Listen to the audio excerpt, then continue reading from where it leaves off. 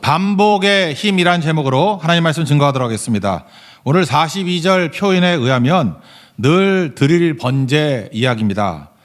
민수기 28장에 보면은 항상 상자를 써서 상번제 이렇게 표현하고 있습니다. 그러니까 무슨 뜻입니까? 항상 드리는 번제, 그런 뜻입니다. 즉 매일 아침과 저녁에 2번 드리는 제사입니다. 40절과 41절 보면은 아침 내용과 저녁 내용이 똑같습니다. 그러니까 아침에 한 번, 저녁에 한 번 번제를 드리라. 매일 드리는 거기 때문에 그걸 상번제 이렇게 얘기를 한다라는 것입니다. 그럼 상번제 뭐뭐를 하느냐? 3가지가 있습니다. 첫 번째는 어린 양 번제가 있고, 두 번째는 밀가루와 감람나무 그 기름이죠. 찌은 기름으로 소제를 드리고, 그리고 세 번째 포도주를 갖다 붓는 전제. 이 3가지입니다. 이 3가지가 패키지입니다. 이렇게 세트로 같이 다닌다라는 거예요. 민수기 29장 16절 보니까 예를 들면 상번제와 그 소제와 그 전제 외에 이렇게 나옵니다. 그래서 상번제, 소제, 전제는 이렇게 세트로 항상 같이 다닌다는 것입니다. 상번제의 내용이 뭐죠? 아침에 양 한 마리 잡는 거. 그 다음에 소제는 뭐냐? 에바가 22리터거든요. 그러니까 10분의 1 에바라 그랬으니까 2.2리터. 페트병 하나 정도, 그 정도를 그 기름에 범벅해서 드리라. 그 다음에 흰이라는 거는 뭐냐면 3.66리터입니다. 뭐 기억 못 해도 되는데, 그러니까 4분의 1 흰이니까 0.9리터. 이렇게 기름 넣고 또 포도주도 똑같은 양을 갖다 부라. 뭐 그런 내용입니다. 전제라는 건 뭐냐 하면은 드링크 어퍼링이거든요. 액체를 갖다 붓는 거. 옛날에는 관제라고 표현하기도 했는데, 그래서 자기가 마지막 라스트 원 드랍, 마지막 한 방울까지 다 주님 앞에 드리겠다, 그런 표현을 쓸 때 전제란 말을 많이 쓰거든요. 그래서 사도 바울이 죽기 직전에 디모데후서 4장 6절을 보니까 전제와 같이 내가 벌써 부어지고 내 인생의 모든 헌신이 마지막 한 방울까지 다 부어졌다는 거예요. 나의 떠날 시각에 가까웠도다. 그러니까 죽기 직전에 전제로 드린다, 뭐 그런 표현을 쓰는 겁니다. 나의 모든 걸 다 바친다. 그래서 액체로 드리는 제사, 그게 전제라는 것입니다. 오늘 그 내용을 가지고 패키지 3개가 있다는 거 한번 읽어봅시다. 40절과 41절입니다. 시작.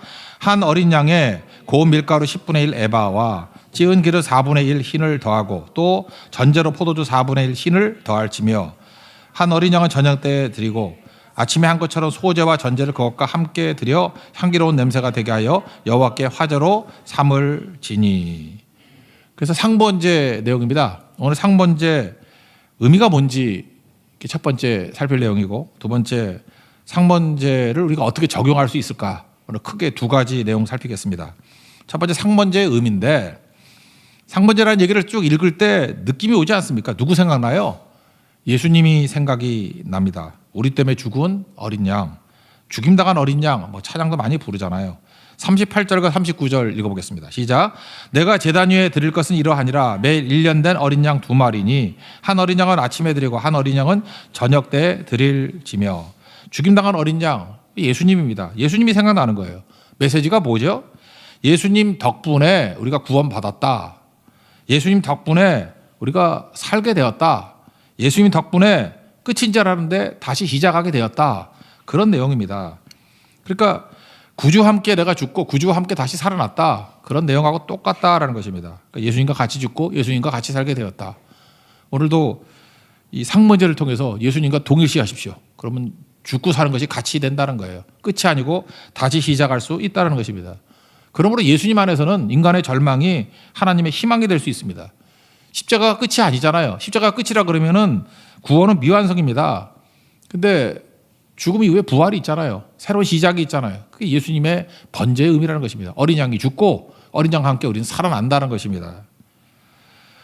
지난번에 에스겔서 44장을 보면은 레위인이 나오는데, 레위인이 자기 자신의 불순종과 범죄로 말미암아 강등당합니다. 원래는 제사장 역할을 하는 게 레위인들이잖아요. 근데 강등당해서 그 기도원에서 끌려온 사람들이 그 르비딤 사람들 같이 하는 거 있잖아요. 이렇게 허드렛 일을 했습니다. 그러니까 강등당한 거죠. 근데 강등당하는 일을 잘 감당하니까 하나님이 다시 또 높여주시는 장면이 나와요. 우리 인생도 그렇다는 것입니다. 오늘도 예배드리는 성도 가운데 지금 내 시기가 인생의 강등 시기냐, 바닥에 떨어진 시기냐, 예, 그때 예수님 붙들어야 됩니다. 그럼 예수님과 함께 다시 올려주신다는 거예요. 그게 예수님 붙들어야 된다는 거예요. 번제의 의미가 바로 그런 겁니다. 내 인생이 나락으로 떨어졌는데, 바닥으로 떨어졌는데 예수님 붙들면 다시 일어설 수 있다. 대표적으로 보여주는 게 뭐죠? 빌립보서 2장의 말씀이죠. 거기 8절을 보니까 예수님의 강등이 나와요. 하나님의 본체시나 하나님과 동등으로 여길 것으로 취할 것을 여기지 아니하시고, 그다음 뭐라 해요? 사람의 모양이 됐다. 사람으로 낮아졌죠. 더 어떻게 됐어요? 자신을 낮추시고 죽기까지 복종하셨으니 십자가에 죽으심이라. 더 낮아질 수가 없죠. 강등 나중에 십자가에 죽으심이라. 그때 얘 뭐라고 나와요? 빌립보서 2장 9절. 이러므로 하나님이, 이제 하나님이 등장하십니다. 주어가 하나님으로 바뀌어버려요. 강등된 인생에 하나님이 개입하시니까 어떤 일이 벌어집니까? 예수와 함께 그를 지극히 높여 모든 이름에 뛰어난 이름을 주사. 우리가 그렇게 된다는 것입니다. 다시 높여주시고 모든 이름 가운데 가장 뛰어난 이름을 우리에게 주신다라는 것입니다. 이게 바로 뭐예요? 예수님 붙들 때 나타나는 현상이라는 거예요. 그러니까 강등된 인생이 붙들어야 할 게 무엇입니까? 번제예요. 번제를 통해서 다시 일어서라는 거예요. 여러분, 인생 살다 보면 계속의 수치와 강등 아닙니까? 그죠? 남들 다 하는데 나는 낙오되는 것 같이 보이고, 막히는 것 같이 보이고, 죽은 것 같이 보이고, 병들었고, 늙어는 가고, 힘은 없고, 강등 아니에요? 근데 상번제, 예수님께 번제 드림으로 말미암아 예수님과 함께 죽고, 하나님께서 개입하셔서 예수님과 함께 그를 지극히 높여주시고 모든 이름에 뛰어난 이름으로 주실 때 우리도 같이 올라간다는 것입니다. 그게 번제의 의미예요. 그러니까 날마다 번제 드린다는 건 무슨 뜻입니까? 이거를 날마다 체험하라는 것입니다. 사람들은 끝났다고 얘기를 합니다. 십자가에서 사람도 끝났는 줄 알았잖아요. 아니지요. 주님이 다시 일으켜 주시죠. 부활의 능력입니다. 끝난 게 아니라는 거예요. 그래서 인간의 끝은 하나님의 시작이 될 수 있다는 것입니다. 그게 번제의 의미예요. 예수와 함께 죽고 예수와 함께 살아나게 되었다. 그래서 예수 안에 구원이 있고 예수 안에 살아남이 있고 예수 안에 끝이 아니라 시작이 있다. 이걸 말해주고 있다는 것입니다. 그래서 상번제와 함께 같이 드리는 제사가 두 가지가 있다고 그랬죠. 소제와 전제. 소제는 어떻게 한다고 그랬어요? 밀가루하고 그다음에 기름 섞어가지고. 뭐가 생각나요? 떡이죠, 떡. 밀가루에 기름 섞은 게 떡 아니에요, 떡. 그리고 포도주는 뭐죠? 잔이죠. 최후의 만찬 생각나지 않습니까? 예수님께서 성만찬 하시면서 고린도전서 11장 24절 버전에 의하면 이렇게 돼 있죠. 먼저 떡 주시면서 내 몸이니 이것을 향하여 나를 기념하라. 그다음에 잔을 나눠주면서 뭐라고 얘기를 합니까? 잔을 가지시고 이르시되 이 잔은 내 피로 세운 새 언약이니 이것을 마실 때마다 나를 기념하라. 그다음에 26절 너희가 이 떡을 먹으면 이 잔을 마실 때마다 주의 죽으심을 그가 오실 때까지 전하는 것이니라. 그러니까 이 성만찬의 의미가 무엇입니까? 기념하라, 기념하라. 이거 더 쉽게 얘기하면 기억하라, remember. 예수님을 기억하고 그다음 뭐예요? 전하는 것이니라, 전하라. 그러니까 상번제와 소제와 전제 의미가 무엇입니까? 번제의 의미는 뭐예요? 번제는 예수님 덕분에 구원받았다는 거 아니에요?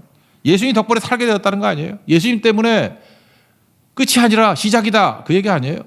그게 번제입니다. 그리고 소제와 전제를 같이 드리는 이유는 뭐예요? 그거를 기억하고 기억하라. 전하고 전하라. 이 메시지예요. 이걸 어떻게 하라고요? 매일매일 이러한 인생을 살라는 것입니다. 그러면 날마다의 삶 가운데 구원을 체험하고 날마다의 삶 가운데 살아나는 역사를 체험하게 된다는 것입니다. 그게 크리스찬의 삶이라는 거예요. 되게 의미 있죠. 상번제와 소제와 전제. 번제는 예수님입니다. 그리고 소제와 전제는 기억하라는 거예요. 전하라는 거예요. 합치면 뭐예요? 예수님밖에 없다라는 거예요. 그걸 기억하고 전하고 전하라. 그게 상번제와 소제와 전제의 의미라는 것입니다.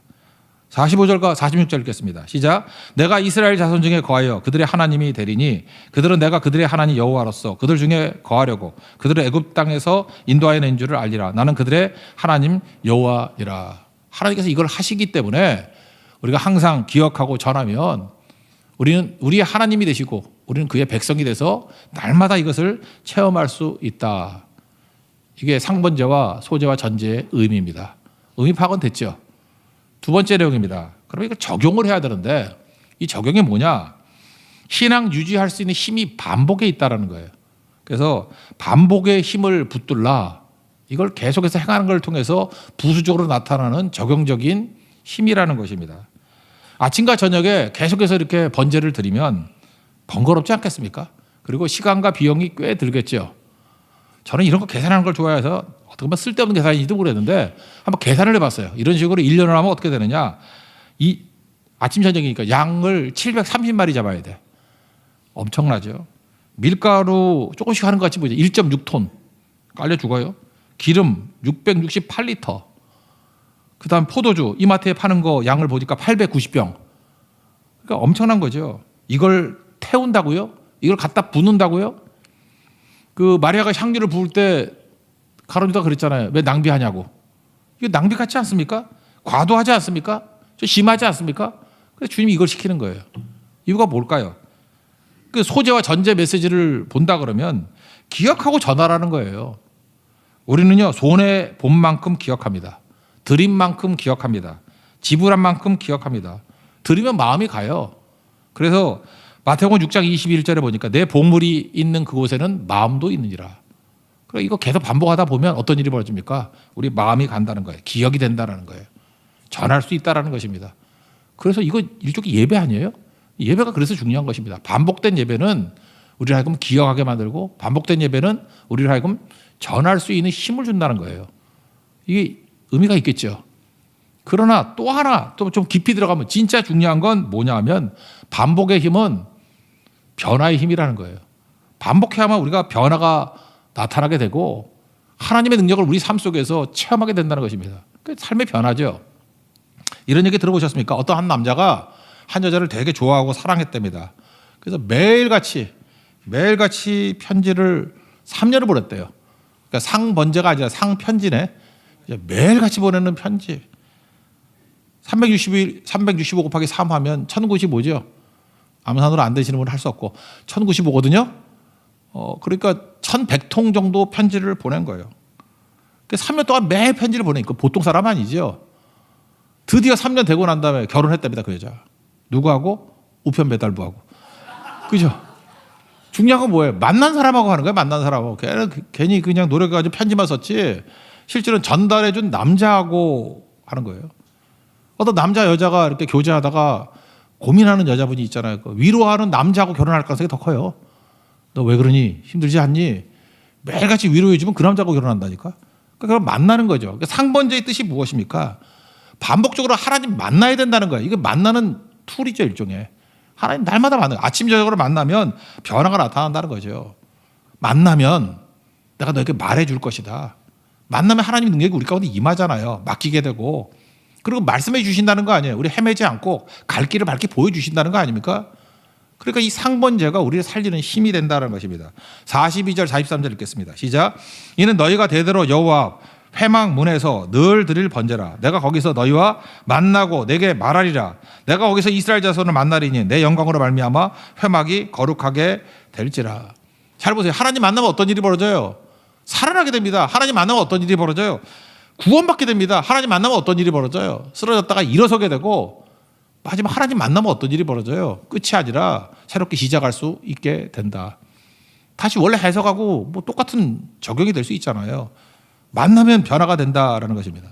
잘 보면요. 생명에 관한 것들은 전부 다 반복입니다. 우리 반복해서 숨 쉬잖아요. 반복해서 자잖아요. 반복해서 먹고 반복해서 물 마시고 생명에 관한 거는 반복 아닌 게 없죠. 여러분 뭐 오늘 물 마시고 한 달 있다 마시고 그런 사람 없죠. 생명은 계속되는 거예요. 반복되는 거. 그래서 여러분 믿음이 생명 아니에요. 예수님 생명 아니에요. 생명인데 반복을 안 한다는 것은 그 특이한 겁니다. 숨 맨날 쉬잖아요. 근데 우리 영혼의 호흡이 기도라며. 근데 그것도 뭐 한 달에 한 번씩 숨 쉰다 그러면 한 달에 한 번씩 기도한다 그러면 그것도 이상한 거 아닙니까? 그러니까 생명에 관한 모든 것들을 하나님께서는 반복이라는 프로그램을 만들어 놨다고요. 그래서 반복해야 됩니다. 그러면 생명이 충만해지고 살아나게 되고 구원받게 되고 길이 열리게 된다라는 것입니다. 오늘 성경 공부 교재 내용이 열왕기상 14장이거든요. 르호보암 왕에 대한 일대기 얘기입니다. 요약한 건데 실패한 인생이었죠. 그런데 르호보암 일대기를 이렇게 요약하면서 열왕기상 14장 시작할 때가 21절이고 끝이는 마지막이 31절이거든요. 그 11절인데 시작할 때에도 이런 말이 나와요. 그의 어머니 이름이 나암하고 암몬 사람이었다. 21절도 그렇고 31절도 그래요. 그의 어머니 이름은 나암하고 암몬 사람이었다. 이거 왜 강조하죠? 어머니가 중요하다는 거예요.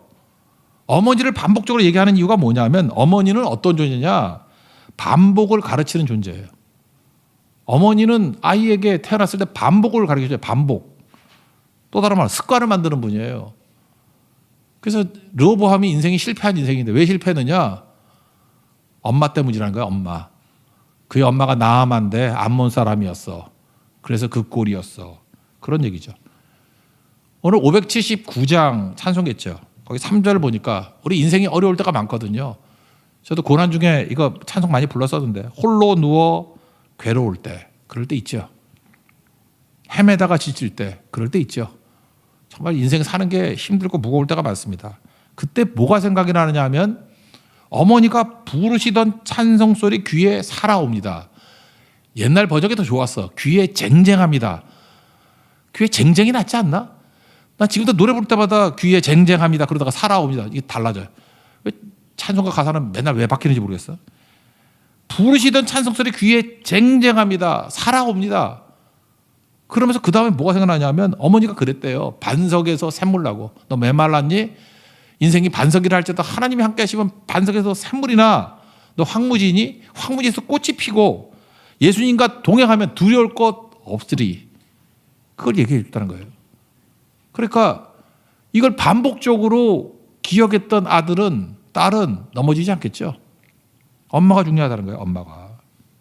이번 금요 차례 때도 이재호 집사님하고 이은미 집사님 그 가족이 애 데리고 나오거든요. 예솔이하고 솔립이.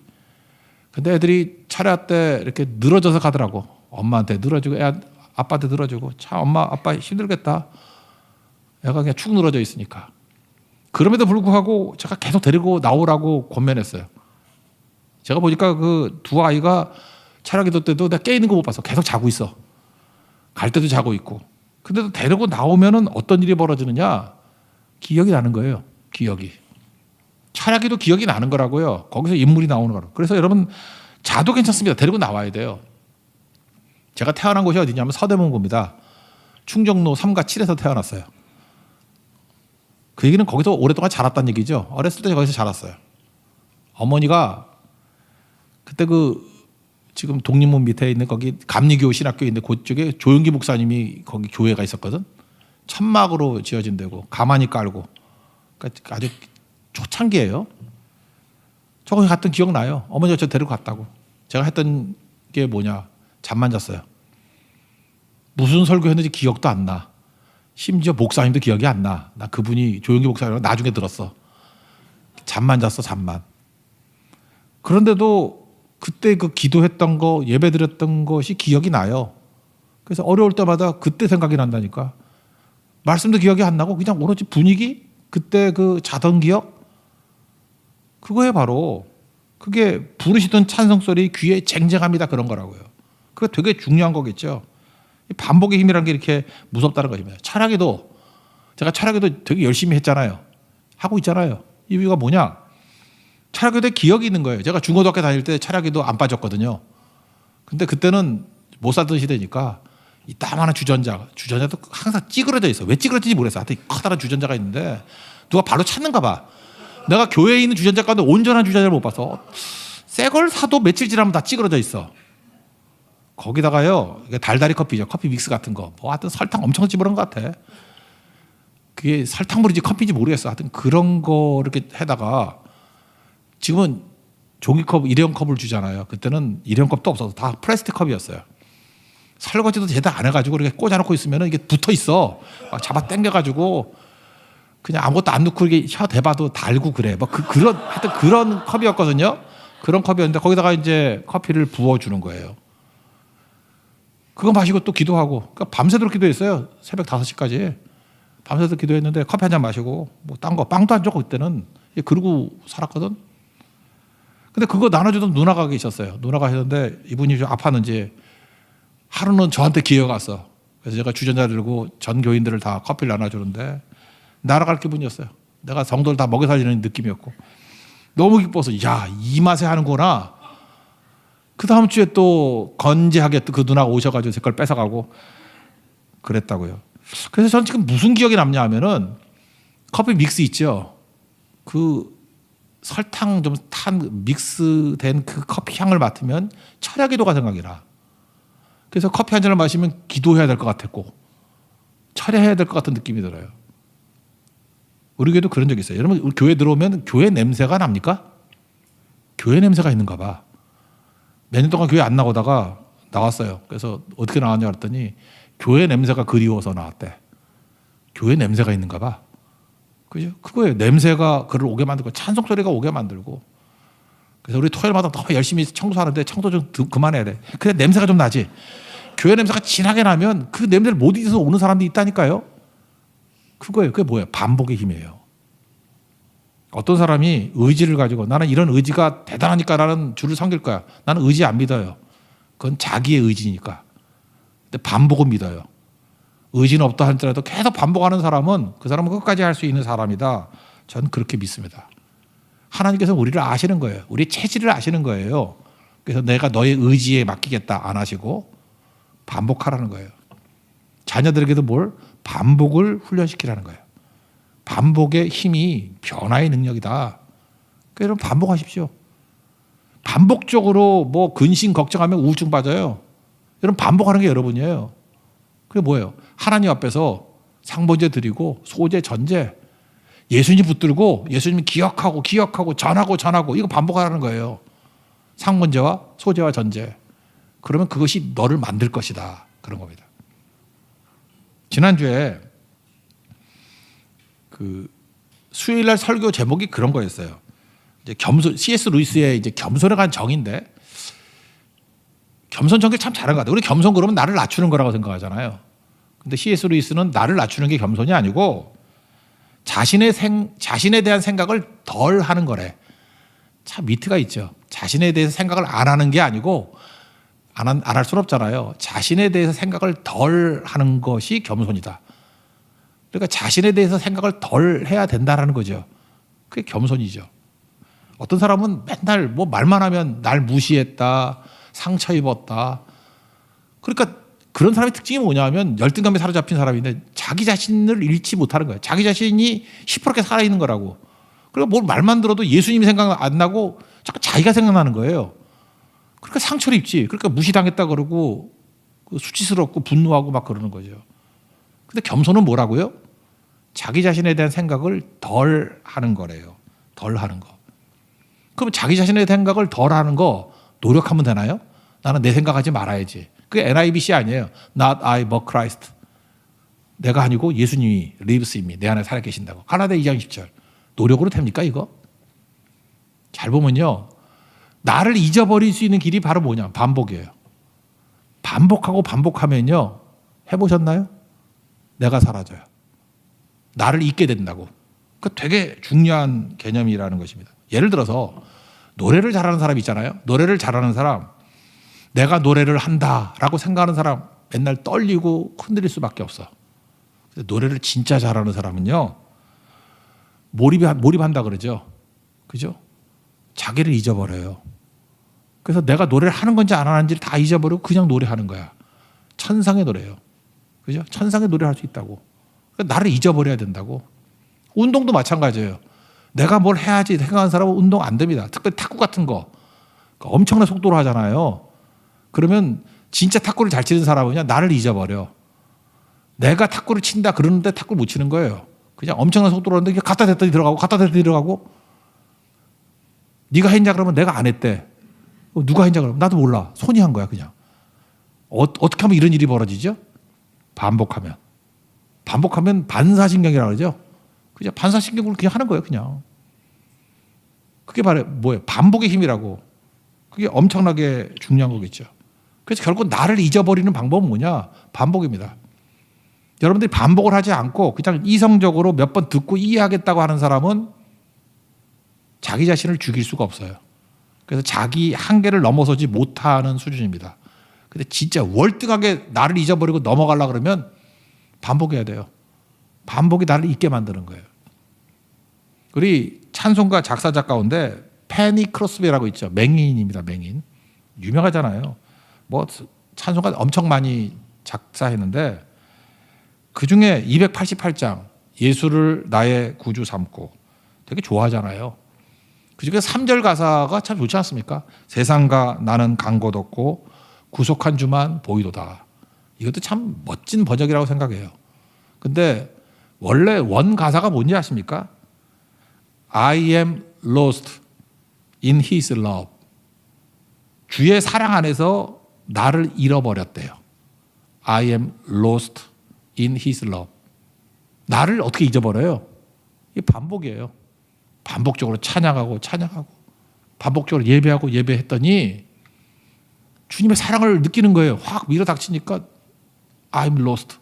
나를 잃어버린 거예요.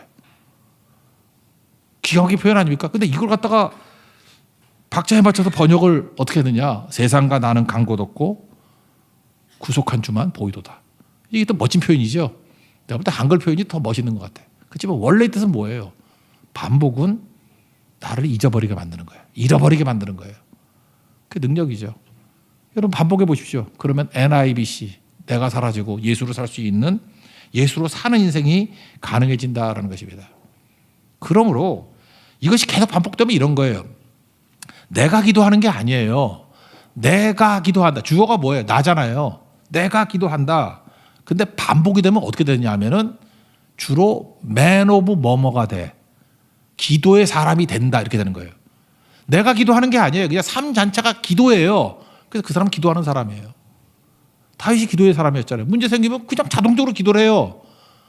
여러분 그러잖아요. 문제가 생기면 자극받아가지고 이제 기도해야지. 그런 게 아니고 그냥 기도가 나오는 거예요. 반복을 그렇게 만든다니까요. 탁구 칠 때 그냥 팔이 나가듯이 그냥 문제 생기면 기도가 나가는 거예요. 기도의 사람이 되는 거라고. 똑같은 거죠. 내가 성질이 안 좋으니까 온유한 사람이 돼야지. 온유한 사람이 돼야지. 온유해지는 게 아니라니까요. 반복을 계속하다 보면 그 사람은 man of 온유가 된다고. 온유의 사람이 되는 거예요. 온유의 사람이. 반복은 나를 잊어버리게 되는 거예요. 그리고 열매만 온전하게 남게 된다라는 것입니다. 그러니까 상번제의 뜻이 뭐예요? 반복하잖아요. 그럼 뭐예요? man of 예배의 사람이 되는 거예요. 그러니까 뭐라고 표현하죠? 이거 계속 반복하면 어떤 일이 나타납니까? 나는 너의 하나님이 되고 너는 내 백성이 되리라. 내 백성이 뭐예요? man of 백성 아니에요. 그죠? 백성 같은 존재가 된다는 것입니다. 나를 잊어버리고. 그게 믿음이에요. 오늘도 하나님께서 우리에게 이끄시는 이 길 꼭 잊지 말고 걸어갈 수 있는 하나님 정도이길 바랍니다. 그 마태복음 25장에 보면 재밌는 얘기가 나오는데 의인과 악인이 나오잖아요. 뭐 한쪽 오른편에 있고 왼편에 있고. 그러니까 구원받은 백성과 지옥 갈 백성 이렇게 나오잖아요. 근데 예수님이 이런 말씀을 해요. 뭐 6가지가 나오는데 몇 가지 봐요. 내가 줄일 때 너 먹을 것도 안 주고, 목마를 때 마시기도 안 했고, 뭐 나그네 되었을 때 뭐 영접도 안 했고, 뭐 헐벗을 때 이렇게 6가지 쭉 나와요. 안 했다 그러니까 악인들이 펄펄 뛰면서 내가 언제 안 했냐고, 주님한테 언제 안 했냐고. 그래요?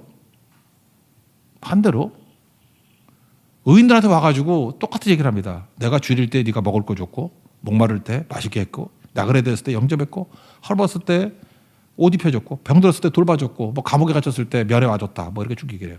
그랬더니 의인들은 또 뭐라고 얘기합니까? 펄쩍 뛰면서 내가 언제 그거 했어요? 언제? 나 그런 거 한 적 없어요. 무슨 얘기죠? 했잖아요. 근데 안 했대. 왜 그렇죠? I am lost in his love. 반복적으로 이런 인생을 살다 보니까 잊어버린 거예요. 싹 잊어버린 거예요. 그러니까 자기도 모르게 그렇게 한 거라고. 의식한 게 아니에요. I am lost예요. 나를 잊어버렸어요. 세상과 나는 간 곳이 없어졌어요. 나는 그런 사람이 된 거라고. 언제 가능하죠? 상번제가 있는 인생. 이게 가능하다는 것입니다. 여러분, 하나님께서 여러분들 힘쓰고 애써가지고 억지로 하는 그런 인생 사는 것이 아니라 하나님 백성으로 살기를 원하시는 거예요. 크리스찬으로 살기를 원하시는 거라고. 뭐가 필요합니까? 말씀대로 순종하는 반복이 필요합니다. 반복은 우리를 하여금 나를 잊게 만들고 하나님의 사람이 되게 만드신다는 것입니다. 그럼 쉽습니다. 그럼 우리 삶 자체가 작은 그리스도가 되는 크리스찬의 능력이 나타나는 인생이 될 것입니다. 그 길 걸어가는 하나님의 종되기를 축원합니다. 자리에서 일어나겠습니다. 예수로 사는 인생 찬양하겠습니다.